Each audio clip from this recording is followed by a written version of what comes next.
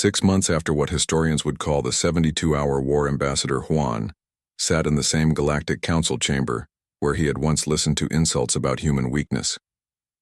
The atmosphere was very different now. The 47 species representatives spoke in respectful tones, carefully avoiding any language that might be interpreted as threatening. The seating arrangement had changed too. Previously, humans had been put in the outer circle, treated as junior members of the galactic community. Now Juan sat at the central table with the other major powers, representing a species that had proven itself capable of single-handedly defeating multiple enemy fleets while simultaneously conducting the largest humanitarian rescue operation in galactic history. The human proposal for standardized anti-piracy measures announced the council chairman has been approved unanimously. Juan nodded politely, making notes on his datapad. The anti-piracy measures were actually a comprehensive system that would place human patrol vessels in every major shipping lane, supposedly to protect merchant traffic from raiders. In reality, it meant that no one could move significant military assets without human oversight. The Vorthak representative, one of the few surviving members of their species' leadership, raised a tentacle nervously. Ambassador Juan, we want to assure you that all human prisoners have been released and returned to their families. We have also provided full compensation for damaged cargo and, as requested, detailed information about other pirate operations in our former territory. Your cooperation is appreciated, Juan replied with the same gentle smile he had always worn. The difference was that now everyone in the room understood what that smile really meant. It was not weakness or naivety. It was the patience of apex predators who preferred not to kill if they could avoid it. Dr. Yuna found her work had become much easier since the revelation of human capabilities. The medical bay on Kepler Station now received a steady stream of alien patients seeking treatment from human doctors who were widely acknowledged as the most skilled medical practitioners in the galaxy. Doctor asked her current patient, a young Kelton whose parents had been injured in what was officially described as an industrial accident, but everyone knew had been punishment for their species, previous treatment of human traitors. Why do humans help us? After what we did to your people, Yuna paused in her examination, considering the question. The young alien was genuinely curious, not hostile, and she could see real regret in his compound eyes. Because that is who we are, she said finally. We are not angry that you underestimated us. We are disappointed that you thought we would respond to kindness with cruelty. On our world, we learned that helping others survive makes everyone stronger. It was true. Earth's harsh environment had taught humanity that cooperation was more effective. Then competition species that helped their neighbors were more likely to survive disasters. The principle had proven just as valuable in space. The Kelton youngling seemed to find comfort in her words. Will humans forgive us? Eventually, we already have, Yuna assured him. But trust will take time to rebuild. Show us through your actions that you have learned from this experience, and we will be happy to work with you again. Captain Dong Ho had seen the biggest change in his daily routine. The merchant captain who had once been cheated by every species he encountered was now treated with almost exaggerated respect wherever he went. Alien traders offered him the best prices, premium service, and careful attention to every detail of their transactions. Captain, said the Brakari merchant he was negotiating with, we want to offer you an additional 10% discount on this shipment as a gesture of goodwill between our species. Dong Ho smiled and accepted the offer graciously. But he understood what was really happening. The Brakari were terrified that he might be more than just a merchant captain. They had learned that humans rarely were just anything. Their environmental engineer had nearly destroyed an entire world. Their rescue workers had been military special forces. Their diplomats had been intelligence operatives. The fear was not entirely wrong. Dong Ho had been a merchant captain for 15 years, but before that, he had been a logistics coordinator for Earth's most elite military units. He understood supply chains, transportation networks, and strategic resources better than most alien generals. His trading routes were not chosen randomly. They had been carefully planned to give humanity advance warning of any military buildups or resource shortages that might indicate hostile intentions. But he was also genuinely committed to fair trade and mutual prosperity. The difference was that now he had the leverage to ensure that fairness worked both ways. The War Council met for their final session. The crisis was over. Humanity's position in the galaxy was secure, and it was time to plan for the future. The question said, Defense Minister Sang-hoon, is what we do with our newfound respect. We have proven that we can destroy any force that threatens us. Now we need to prove that we can build something better, Admiral. Song-min nodded in agreement. The aliens are watching us carefully. They want to know if we are going to become conquerors now, that they know we have the power to do so. General Tae-young, who had commanded the military operations during the crisis, had strong opinions on the subject. We stick to our principles. We help those who need help. We protect those who cannot protect themselves, and we make it clear that aggression against innocent people will not be tolerated regardless of which species is responsible. It was the right answer, and everyone in the room knew it. Humanity's strength had never been in their weapons or their military capabilities.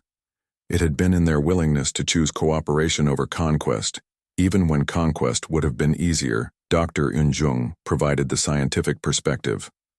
Our psychological analysis of the various alien species shows that most of them are genuinely sorry about their previous behavior. They are not naturally evil. They simply made the mistake of interpreting our kindness as weakness.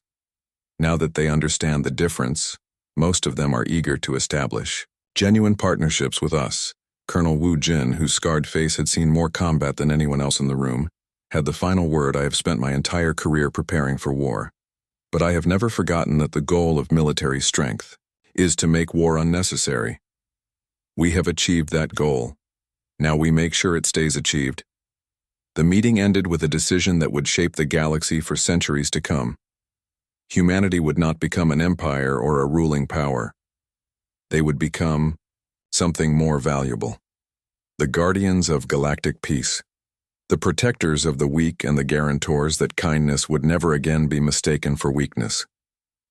6 months later, the galaxy was a very different place. Piracy had virtually disappeared. From the major trade routes, slavery was no longer profitable when human rescue operations could liberate entire populations overnight. Environmental warfare had become too dangerous to think about when humans could retaliate by making entire worlds uninhabitable. But most importantly, cooperation had become more valuable than exploitation. Species that had spent centuries fighting over resources now worked together on joint projects, knowing that humans would ensure fair treatment for all participants. Gorthok, who had once been slavers, now ran the galaxy's most efficient refugee resettlement programs under human supervision. The Vorthek former pirates had become the best escort services for merchant vessels working alongside human patrol fleets. The Brakari used their industrial expertise to help terraform damaged worlds instead of poisoning them. In the end, that had been humanity's greatest victory, not proving that they could destroy their enemies, but proving that they preferred to transform them into friends. The galaxy had learned to respect the Deathworlders, but more importantly, it had learned why they deserved that respect. Not because they were strong, but because they used their strength to make everyone else stronger too. And in the quiet moments between diplomatic meetings, trade negotiations, and scientific collaborations, the aliens would sometimes whisper to each other about the day the Deathworlders stopped playing fair and saved the galaxy. In the process, the age of gentle giants had ended, but the age of wise protectors had begun. And for the first time in galactic history, every species could sleep peacefully, knowing that the most dangerous predators in known space were watching over them with patient eyes and gentle hands, unless of course someone was foolish enough to mistake that gentleness for weakness again. But after the 72-hour war, no one was ever that foolish again.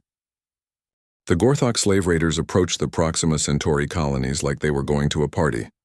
Admiral Krok commanded 47 warships, which was more than enough firepower to overwhelm any resistance the pacifist humans might offer intelligence. Reports said the human settlements were defended by nothing more than civilian security guards and automated mining equipment.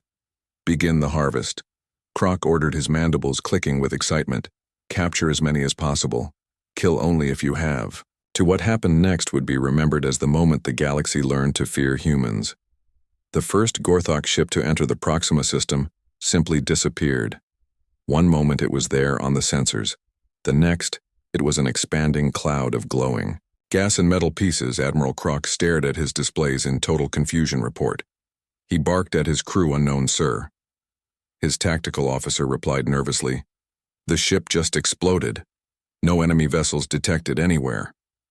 That was because the weapon that had destroyed the Gorthok Raider was a human orbital defense platform disguised as a communications satellite. It had been waiting in the outer system for 30 years. Its fusion-powered railguns capable of shooting projectiles at nearly the speed of light. The second and third Gorthok ships died before they even knew they were under attack. Commander Ansiok watched the alien fleet destruction from his command post on Proxima Station. His defense network included dozens of hidden weapon platforms, each one more powerful than the aliens' largest battleships. The Gorthok were flying into a carefully prepared killing field, and they had no idea what was happening to them. Target the command ship last, he ordered calmly. Let them see what happens to the rest of their fleet first. One by one, the Gorthok warships were systematically destroyed by weapons they could not detect until it was too late. Some were vaporized by energy beams that could cut through their armor like it was paper. Others were shredded by projectile weapons moving too fast for their shields to stop. A few simply broke apart as gravity weapons crushed them like tin cans. Admiral Croc's flagship was the last to die. As his ship hull began to buckle under assault from weapons he could not understand, he managed to send one final message to the Gorthok Empire. The humans, they are not what we thought. They are not weak. They are. The transmission ended as his ship joined the debris field that had once been the most powerful raiding fleet in Gorthok history. Meanwhile, in Vorthak territory, Captain Jaehoon's patrol ship dropped out of hyperspace right in the middle of the pirates' main base. The Vorthak had been expecting another helpless human merchant vessel to rob. Instead, they found themselves facing something they had never seen before. A human warship operating at full combat capacity. This is Captain Jaehoon of the Human Defense Force, he announced over all communication channels. You are holding stolen human property and enslaved human citizens. You have 30 seconds to surrender or we will take them by force. The Vorthak response was predictable. They opened fire with everything they had: plasma cannons, missile launchers, and energy weapons, all focused on the single human ship. The pirates were confident that sheer numbers would overwhelm any defense. They were very wrong. Jaehoon's ship absorbed the entire attack without taking serious damage. Its shields had been designed to operate in the radiation-soaked environment around Sol, where solar flares could vaporize unprotected vessels. The pirates' weapons were barely noticeable by comparison. Return fire, Jaehoon ordered quietly. What followed was less a battle than a demonstration. The human ship weapon systems had been designed to engage targets in Earth's gravity well, where the slightest mistake could result in projectiles devastating the planet's surface. They were precise, overwhelmingly powerful, and utterly devastating to enemies designed for space combat only. The first volley destroyed 16 Vorthak ships at the same time. The second eliminated their orbital stations. The third targeted their defensive platforms. In less than 3 minutes, the entire Vorthak fleet was reduced to scrap metal and expanding gas clouds. This is your final warning, Jaehoon announced to the surviving pirates. Release all human prisoners and surrender immediately, or join your friends. The Vorthak surrendered instantly on the far side of the galaxy. The Brackry Syndicate was learning the same lesson. Their industrial facilities had been poisoning human worlds for months. Confident that the pacifist humans would continue to file diplomatic protests, while their people died. Environmental engineer Kyung-soo stood on the bridge of the human science vessel Harmony, watching as his team prepared to demonstrate what human environmental technology could really do. The ship cargo hold contained devices that the Brackari had dismissed as terraforming equipment and atmosphere processors. They were right in a way. The devices were designed to rapidly change planetary environments, but they could work in reverse just as easily. Begin atmospheric conversion, Kyung-soo ordered. Brackari homeworld had a thick methane-rich atmosphere that was perfectly suited to their biology. Within hours of the human devices activating that atmosphere began to change. The methane was converted to oxygen. The temperature dropped. The atmospheric pressure shifted. For humans, these changes would have been barely noticeable. For the Brackari, they were catastrophic. What is happening to our world? The Bracari leadership demanded over emergency communication channels. "You are experiencing what you have been doing to human colonies," Kyung-soo replied calmly. "Environmental warfare. The difference is that we can reverse these changes instantly if you agree to our terms. Can you say the same about the toxins you have been using?" The Bracari had no choice but to surrender. Their entire species was dependent on their homeworld's specific atmospheric conditions. They could not relocate their population or adapt to the changes. They could only hope that the humans were more merciful than they had been. They were lucky humans were. Throughout the galaxy, the pattern repeated itself.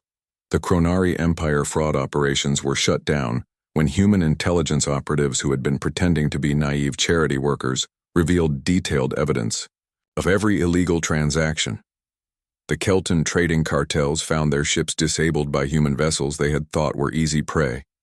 The Zeth mining operations discovered that their human partners had been monitoring their activities with surveillance, technology decades ahead of anything the aliens possessed. In every case, the message was the same. Humanity had been choosing to be peaceful. They could just as easily choose otherwise. The transformation was complete in less than 72 hours. The galaxy perception of humanity shifted from useful idiots to terrifyingly powerful beings who had been showing restraint. The species that had been exploiting human kindness suddenly found themselves hoping that kindness would continue, because the alternative was facing the full military might of a species that had evolved on a world where everything was trying to kill them, and had somehow not only survived but thrived enough to reach the star space stations that had seemed like peaceful. Research facilities revealed themselves as fortress bases capable of destroying entire fleets. Cargo ships that appeared to carry only food and medicine opened hidden compartments filled with weapons that could level planets' diplomatic vessels that everyone thought were just for talking turned out to be spy ships with intelligence-gathering capabilities beyond anything the aliens had imagined. Every human colony activated defense systems that had been hidden for decades. Every human ship revealed weapons that made alien technology look like children's toys. Every human settlement showed that it was actually a military outpost, disguised as a civilian community. The aliens who had been planning the Great Harvest found their own worlds under threat. The hunters had become the hunted, and they did not like the feeling at all. But perhaps the most terrifying thing for the aliens was the realization that humans could have done all of this at any time. They could have conquered the galaxy decades ago if they had wanted to. Instead, they had chosen to be helpful, to be kind, to be generous. Now the aliens understood that human kindness was not weakness. It was a gift, and gifts could be taken away. The age of taking advantage of humans was over. The age of respecting them had begun. And every alien species in the galaxy was about to learn what it meant to live under the protection of the most dangerous predators ever to leave their homeworld. The humans had stopped playing fair, and the galaxy would never be the same. The message that changed everything arrived on a Tuesday morning. Earth Standard Time Admiral Song-min sat in her office looking out at the Pacific Ocean, reading the intelligence report that had just been marked with the highest security level. 3 decades of incident reports, diplomatic protests, and isolated criminal activities painted a very clear picture. When someone looked at them all together, humanity was being systematically targeted, tested, and exploited by multiple alien species who believed they had discovered a race of useful idiots. The Bracari had poisoned 17 human agricultural worlds. The Vorthak had captured over 200 human merchant vessels. The Gorthok had enslaved nearly 3,000 human colonists. The Chronari had committed fraud worth billions of credits by exploiting human charity. And these were just the major incidents that had been officially reported. Song-min turned on the secure communication system that linked her to every human command center throughout the galaxy. 57 faces appeared in the hologram field: admirals, generals, intelligence chiefs, and colony administrators. Each one represented a different part of humanity's presence in space, and each one wore the same grim expression as they looked at the evidence. "The question before us," Song-min began, "is whether we continue to absorb these attacks in the interest of keeping peace, or whether we respond with appropriate force to protect our people." General Tae-young, commander of the Sol System Defense Force, was the first to speak. "Ma'am, our intelligence suggests that these attacks are coordinated. Multiple species are sharing information about human weaknesses and planning bigger operations. The Gorthok are organizing a major slave raid targeting the Proxima colonies. The Brakari are preparing to expand their chemical attacks to core human worlds. The Vorthak have formed an alliance with 6 other pirate factions, specifically to hunt human ships. Admiral Hay, one who commanded the Outer Rim, patrol fleets, added her own disturbing intelligence. Our deep space scouts indicate they are planning something they call the Great Harvest. From what we can determine, it involves simultaneous attacks on multiple human colonies designed to capture large populations for slave labor while stealing our resources and technology. The room fell silent as everyone understood what this meant. The aliens were not just engaging in random criminal activity.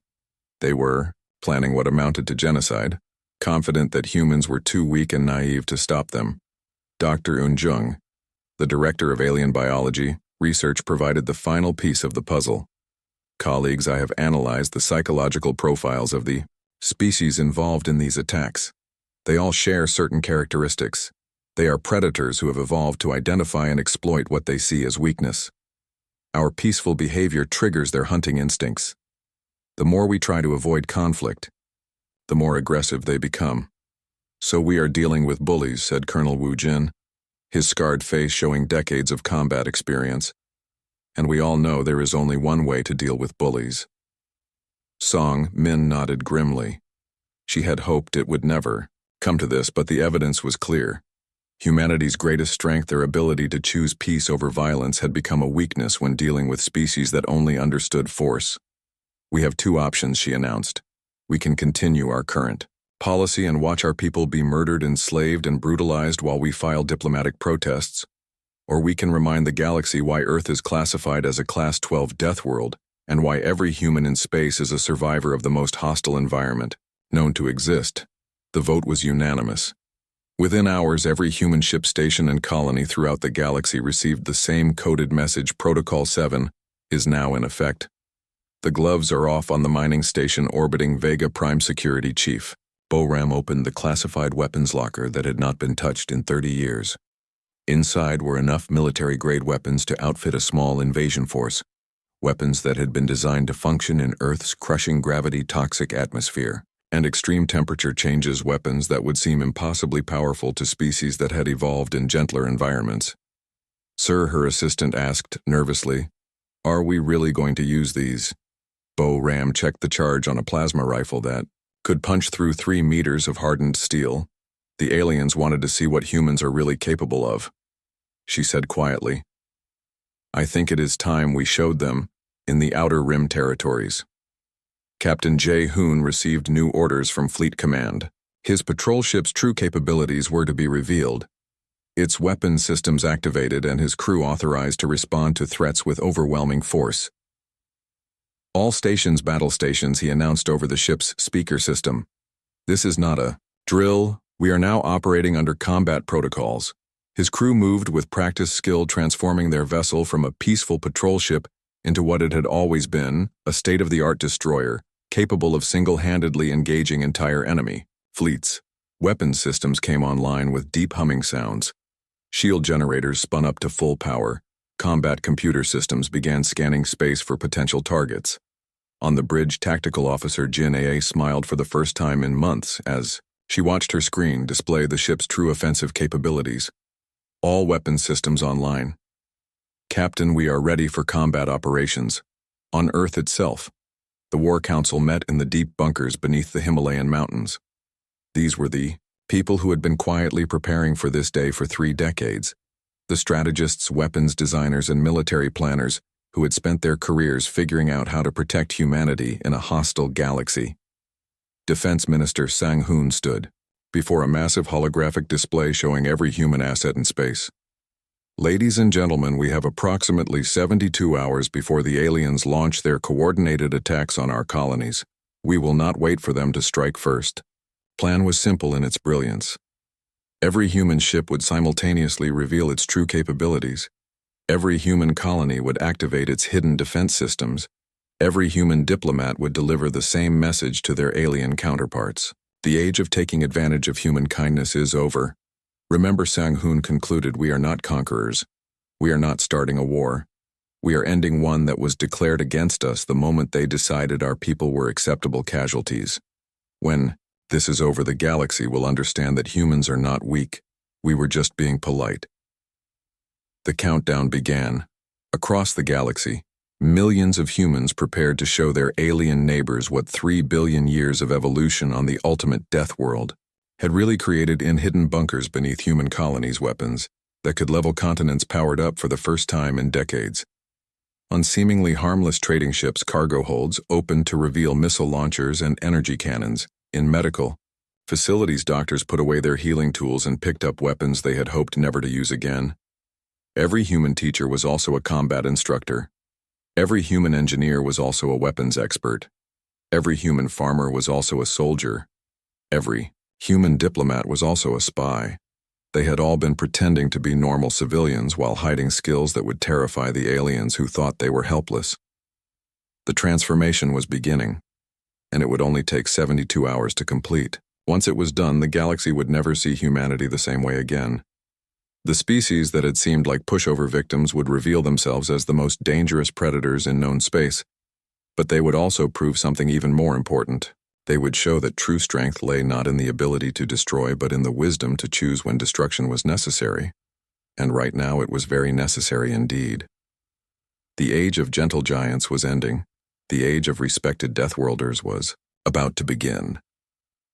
And every alien species that had taken advantage of human kindness was about to learn why that had been the biggest mistake of their lives. The first crack in humanity's peaceful mask showed up during what everyone called the Centauri mining problem. The Bracari Syndicate had been putting poison in the water on human farm worlds for months. They said it was just an accident from their factories, but everyone knew they were lying. For months, human diplomats kept filing complaints and offering to help clean up the mess, and suggesting they work together to protect the environment. Engineering Chief Kyung-soo stood in the dying fields of New Seoul Colony watching the crops turn brown and fall over. His scanner kept beeping as it found poison levels that would kill most aliens instantly. The colony children had been moved to space stations for safety, but the adults stayed behind, trying to save what they could of their life work. Sir, his assistant said, looking at his readings, "We traced where the poison is coming from. It is definitely on purpose. The Bracari are using banned chemical weapons but making it look like factory." Wei Kyung-soo's jaw got tight, but just a little bit. On Earth, he had been an explosives expert who could blow up entire city blocks with just a few well-placed bombs. His calm face hid knowledge of chemicals and weapons and building destruction that could make the Bracari homeworld uninhabitable with just a few devices in the right places. The Bracari had no idea they were poisoning the home of someone who could turn their whole planet into a wasteland. "Continue watching," he said in his usual calm voice. "Write down everything and send all the information to Earth. Central Command." The second warning came when the Vorthak Consortium started capturing human trading ships. They would break the engines board, the ships steal everything valuable, and leave the crews floating in deep space to die. They said the humans had flown into restricted space illegally, but everyone knew it was just space. Piracy Captain Jae-hoon got the emergency call from the merchant ship, Lucky Dragon, while he was patrolling the neutral zone. His crew of 25 people looked like normal human space workers, calm, skilled, and nothing special. The aliens who had attacked the merchant ship thought they would be easy victims when Jae-hoon's patrol ship showed up. Another human rescue ship, laughed Vorthak Commander Zelt over the radio. Probably carrying medical supplies and food again, board them too. These humans never fight back anyway. What Commander Zelt did not know was that Jae-hoon's patrol ship was actually a converted military destroyer, and his crew were all former Special Forces soldiers. The medical supplies in their cargo hold included enough weapons and ammunition to outfit a small army. The food rations were military-grade, combat food designed to keep soldiers fighting for weeks without new supplies. But Jae-hoon followed the rules. He politely asked for the release of the captured humans, offered to pay a reasonable fine for any space violations, and suggested they all work together to solve the problem peacefully. The Vorthak answered by shooting at his ship shields at 60%, reported his tactical officer Jin A. Her voice stayed steady, even though explosions were shaking their ship. like everyone else. On the crew, she had been trained to stay calm under fire. Her service record included 3 tours defending the Sol system and medals for bravery in extreme combat. "Return fire?" asked the weapons officer Subin. Her finger was ready on the controls. That could have vaporized the entire Vorthak fleet in minutes. "Negative," Jae-hoon said, even as more enemy fire hit their ship. "Defensive moves only. Record everything for the report." The Vorthak eventually got bored shooting at a ship that would not fight back and left with their stolen cargo. Jae-hoon's crew rescued the merchant ship survivors and took them to safety, filing another formal complaint that would be ignored by the galactic authorities. But Subin noticed something interesting in the battle data. During the whole fight, their ship computer had been running combat simulations in the background. The results showed they could have destroyed all 7 Vorthak ships in about 43 seconds, with 0 losses on their side captain, she said quietly, after the rescued merchants had been moved to a hospital ship. "The Vorthak shields are completely useless against our weapons. Their armor is just for show. Their fighting tactics are like children playing war." Hoon nodded grimly. "File it with the other intelligence reports. Command needs to know exactly what we are dealing with." The third incident involved the systematic enslaving of human colonists on the Outer Rim. The Gorthok Empire had discovered that humans were incredibly tough workers who could function in environments that would kill other species. They started raiding isolated human settlements, capturing entire families, and selling them to mining operations throughout the galaxy. Rescue Coordinator Min-jun led the humanitarian mission to negotiate for the release of captured colonists from the Kepler 438 settlement. His team was made up of doctors, negotiators, and aid workers, all carrying papers from various human charity organizations. They arrived at the Gorthok slave markets with ships full of food, medicine, and valuable trade goods. "We are prepared to offer substantial payment for the return of our people," Min-jun explained to Gorthok Administrator Vex. "These supplies are worth far more than whatever you might gain from forced labor." Administrator Vex looked at the obvious wealth being offered and saw only weakness. These humans were so desperate to avoid fighting that they would make themselves poor to get back a few hundred colonists. It was pathetic, really. "Your offer is not enough," Vex replied with an arrogant sneer. "These workers are very valuable. Perhaps if you doubled your offer and added some of your advanced technology." What Vex did not realize was that Min-jun had once been a hostage rescue specialist for Earth's most elite counter-terrorism unit. His team of aid workers included former special operations soldiers, intelligence operatives, and psychological warfare specialists. The medical supplies in their ships contained enough non-lethal weapons to knock out everyone in the slave market without harming a single prisoner. But Min-jun followed the peaceful rules, agreeing to return with more supplies, while his team quietly mapped the facility defenses and identified every guard position, security system, and escape route. As they left, his communications officer, Hai-jin, intercepted dozens of messages between Gorthok officials. They were planning to capture the human negotiation team when they returned, adding them to their slave inventory.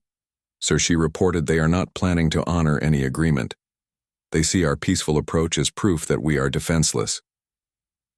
Min-jun's face stayed calm, but his knuckles turned white as he gripped the ship railing. Every instinct trained into him over decades of military service screamed for immediate action. He could have that entire facility secured within an hour, every slaver dead, or captured every prisoner free. Instead, he activated the secure channel to Earth. "Command, this is Rescue Team 7, he said quietly. "Request immediate priority communication with the War Council. Classification Omega Black. For the first time in 30 years of peaceful space exploration, humanity was about to have a very different kind of conversation. Back on Earth, in the deep command centers beneath the mountains, military leaders who had been quietly preparing for this day finally got the call they had hoped would never come. Admiral Song-min read through 30 years of incident reports that painted a clear picture when viewed together. The Brakari had poisoned 17 human agricultural worlds. The Vorthak had captured over 200 human merchant vessels. The Gorthok had enslaved nearly 3,000 human colonists. The Kronari had stolen billions of credits worth of aid supplies, and these were just the major incidents that had been officially reported, Admiral. How much longer do we let this continue? asked General Tay, young commander of the Sol System, Defense Force. Our people are dying while we file diplomatic protests.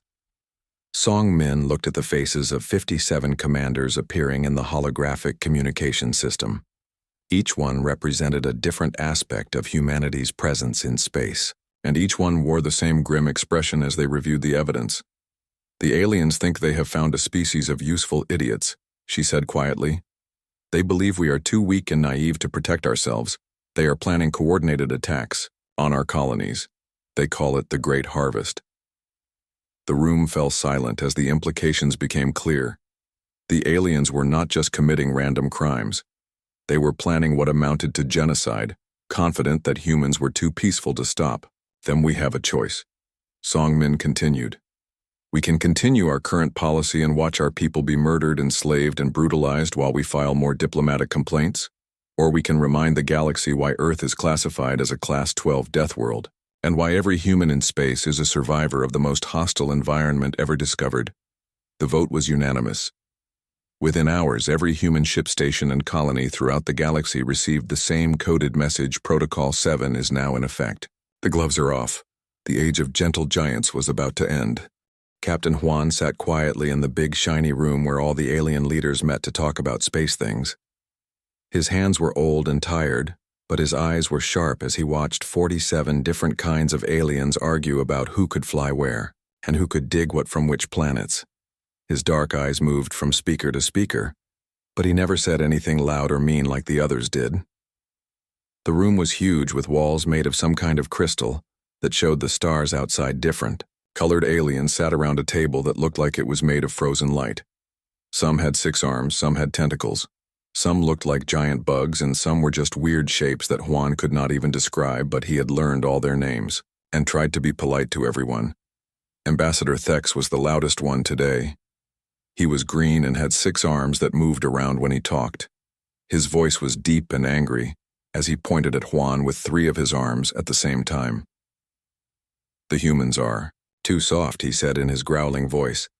They give away food and medicine and ask for nothing back. They help anyone who needs help and never want money for it.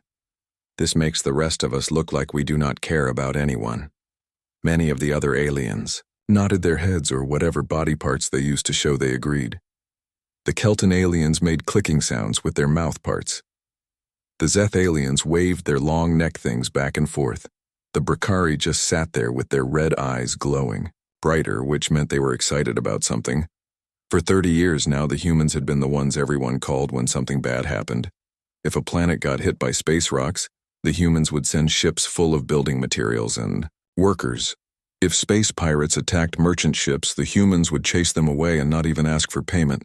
If a disease started killing people on some faraway world, the humans would send their best doctors to help make everyone better. What all these aliens did not know was that every human ship that looked like it was just carrying food and medicine also had enough weapons hidden inside to blow up a small moon. Every human colony that seemed peaceful and friendly was protected by defense systems that could destroy entire enemy fleets before they even got close. Every smiling human who handed out supplies and spoke in gentle voices had survived training that would kill most aliens in just a few hours, but the humans kept all of this secret. They wanted everyone to think they were just nice people who liked to help others. They did not want anyone to be scared of them or to know that they came from a planet where everything tried to kill them every single day. Juan smiled his usual quiet smile when Ambassador Thex finished complaining about how soft humans were. Perhaps, he said in his calm voice, kindness is simply our way. The words were simple, but Juan knew that kindness backed by overwhelming power was very different from kindness that came from weakness. The aliens had not figured this out yet. Dr. Yuna worked in the medical center on a big space station that went around a planet called Kepler 442b. She was fixing up a young Zeth child who had gotten hurt in a mining accident. The little alien had fallen into some machinery and cut up her arm pretty badly. Her parents stood nearby, making worried clicking sounds as Yuna cleaned the wounds with gentle hands. The child was small and blue, with big round eyes that looked scared. Yuna spoke to her in a soft voice while she worked, even though she knew the child could not understand human words without a translator. The tone of voice was what mattered. and Yuna had learned long ago that scared children needed calm voices more than anything else. "Will she be okay?" the child's mother asked through the translation device that turned her clicks and whistles into words that Yuna could understand. The device made her voice sound flat and mechanical, but Yuna could hear the worry underneath. "She will be perfect," Yuna told them with a warm smile as she put synthetic skin patches over the wounds. "Children heal very fast. She will be running around and playing again in just a few days. The medicine I gave her will help with the pain, and these patches will dissolve as her real skin grows back." What the Zeth parents did not know was that Dr. Yuna had once been a combat medic in Earth's most dangerous military unit. She had done surgery on soldiers while enemy bullets flew over her head. She had taken apart bombs with her bare hands while wounded fighters bled out next to her. She had kept people alive for days in places so hostile that just breathing the air would kill most aliens, instantly. But she chose to heal instead of hurt. She chose to comfort scared children instead of using her knowledge of anatomy to harm enemies. This was what humans did in space. They took all their deadly skills and used them to save lives instead of taking them on the trading station near Proxima Centauri.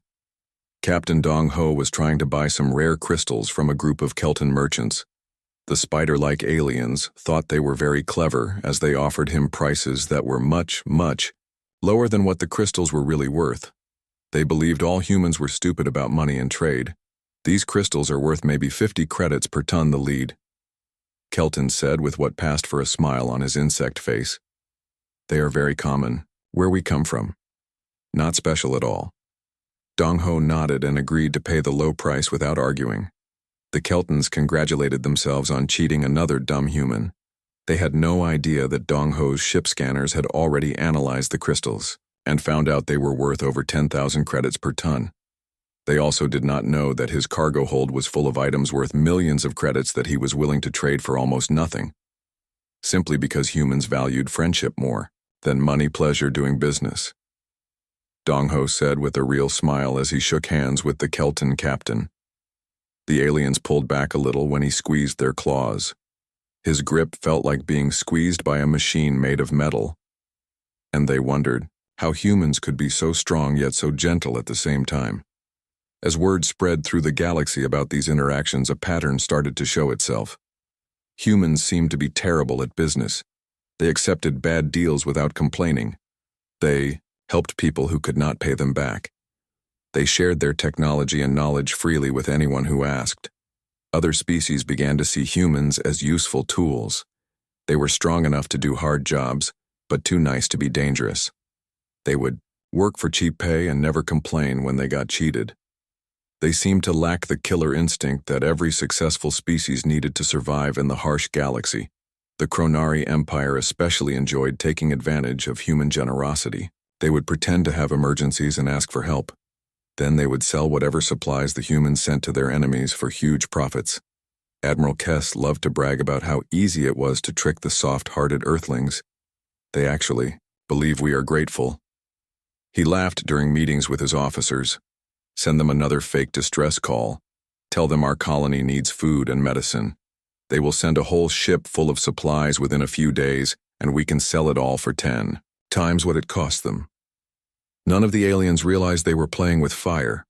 The humans' patience was not weakness. It was the careful control of beings who had evolved on a world where everything from the weather to the smallest insects was constantly trying to kill them. Their kindness was not stupidity. It was the smart choice made by creatures who had learned that working together was better than fighting all the time. Every human in space was a survivor of the most deadly planet anyone had ever found. They had come from a world of poison air and crushing gravity where the temperature could kill you, and the storms could level cities where the animals had teeth like knives, and the plants could dissolve flesh, where even the tiny germs were engaged in constant warfare against anything that tried to live. But they had not just survived Earth. They had thrived on it. They had learned to work together to build cities and machines and eventually spaceships. They had turned their deadly world into a garden and then reached out to the stars with open hands and generous hearts. The galaxy saw this gentleness and mistook it for weakness. What they did not understand was that it took incredible strength to choose peace. When you had the power to choose war, it took amazing self-control to offer help when you could simply take what you wanted. It took true wisdom to build friends instead of conquering enemies. But even the patience of Deathworlders had limits, and those limits were about to be tested in ways that would change the galaxy forever. The aliens who thought they had found a race of useful fools were about to learn what humans were really capable of when they stopped being polite. The gentle giants of Earth were about to show the galaxy what happened when you mistook kindness for weakness. And every species that had taken advantage of human generosity was about to discover that there were much, much worse things than being conquered by an enemy. Sometimes the most terrifying thing was learning that the friends you had been betraying could have destroyed you at any time, but had chosen not to, because they hoped you would become better than you were. The age of testing human patience was about to end, and the age of respecting human power was about to begin.